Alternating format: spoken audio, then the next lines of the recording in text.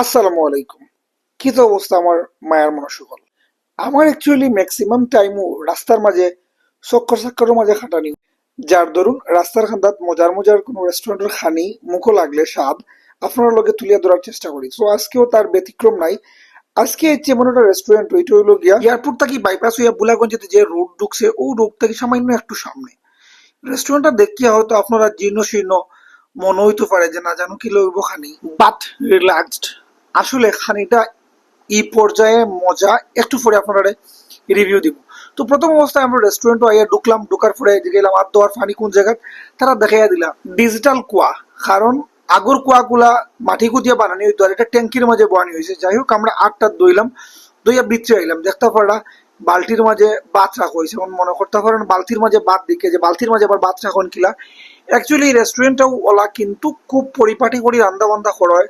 তাই তাই নিজের গড় থাকি নিজে ফাঁক করিয়া লইয়া গড়ের মানুষ লইয়া। আসলে যদি খানির বিবরণ দেওয়া যায়, অনেক জাতর আইটেম আছে।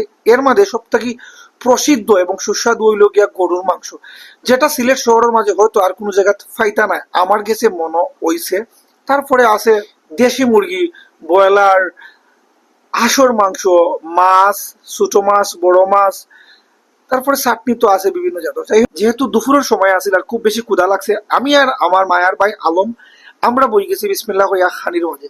তো প্রথমে তারা নেক্সট আমরা মুগ ডাল, মুরগি দিয়া মুগ ডাল রান্দা এবং একটা শুটকির ভর্তা। শুটকি ভর্তাটা বিসমিল্লাহ কইয়া লইলাম, লইয়া একটু পরখ করে দেখার চেষ্টা করলাম কি তো অবস্থা শুটকির। আমার অবশ্য শুটকি লোকে তেমন একটা যায় না, ওদিকে লুবনি মনে হইলো। বিসমিল্লাহ হইয়া মুখো দিলাইলাম, মুখো দিয়া চোখ বন্ধ করে সিবানি মারতে দেখি আমরা কাঙ্ক্ষিত গরুর মাংস লইয়াইছন। হ্যাঁ হ্যাঁ, সরি আমি ভুল করলিছি, গরুর মাংস আসিল লগে গরুর বড় আসিল। সো আমরা গরুর বড় একটা অর্ডার করছি আর গরুর মাংস একটা অর্ডার করছি। দেখতে পারা গরুর মাংসের কালারটা মাশাআল্লাহ খোয়ার মতন না। এর মাঝে যদি স্বাদ থোড়া থাকে তাইলে তো আর কোনো জবাবও নাই। To be honest, believe me, মাংস তো আমরা জুল দিয়া এবং যে তেলটা আছিল তেল দিয়া ইচ্ছা মতো ভাত খাইছি, অতটা সুস্বাদু হয়েছিল, অতটা সুস্বাদু। অ্যাকচুয়ালি কল্পনার বাইরে, কেউ কল্পনা করতে পারতো না যে ইলা একটা রেস্টুরেন্টের মাঝে যেটার নাম নাই, জীর্ণ শীর্ণ, কিন্তু অত সুস্বাদু খানি তাই রান্তা পারো। সুবহান আল্লাহ, যেও রাঁধছেন আল্লাহ তা নাতুর মাঝে বরকত দেউকা।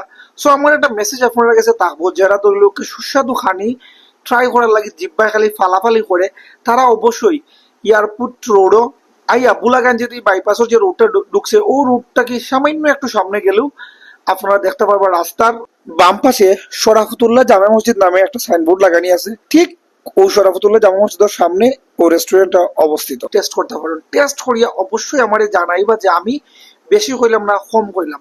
কারণ বা ইনোভা যে আমার কোনো স্বার্থ নিহিত নাই। আমি অ্যাকচুয়ালি খানিটা মজা লাগছে যার দরুন আপনার লগে শেয়ার করলাম। কারণ আমার লাগান অনেকে আসেন বালা খানি খাওয়ার লাগি ভ্রমণ করে, আমি বালা খাই এবং বালা খানির প্রশংসা করি। তো দেখতে পারে আমরা খানির আইটেম কিতা কিতা আসিল, ও আসিল আমরা খানির অবস্থা আলহামদুলিল্লাহ আল্লাহ খাওয়াইছেন, পেট ভরিয়া ভাত খাইছি এবং ভাত খাওয়ার পরে বাড়ি গেছি এখন হাত ধোয়া লাগে। কিন্তু ভাই আমি আসলে স্বাদটা ছাড়তে পারলাম না, অত মজা হয়েছিল তরকারিটা। দেখতে পারে আঙ্গুল সাটিয়া সুটিয়া খাইলাম। সো ইনশাল্লাহ দেখা হইব নেক্সট কোনো ভিডিও। আসসালামু আলাইকুম।